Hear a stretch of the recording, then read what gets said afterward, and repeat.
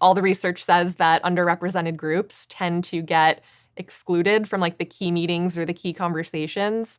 And we utilize Slack as a tool to create that inclusive culture where anyone can be a part of a conversation or anyone can learn from any conversation.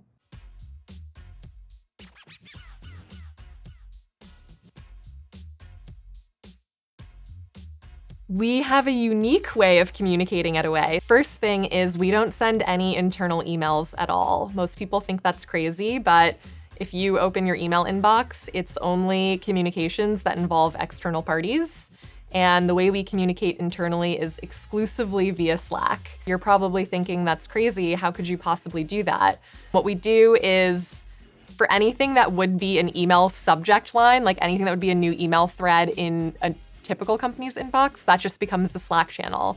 And you might be asking, why would you do that? The reason we came up with that, and we came up with that from day one, is email is very exclusionary. Basically, whoever starts the conversation decides who's part of that conversation. They decide which points of view are credible and should be considered, and who should not have visibility into that conversation, who shouldn't be able to add input to it or be able to learn from the decision-making process.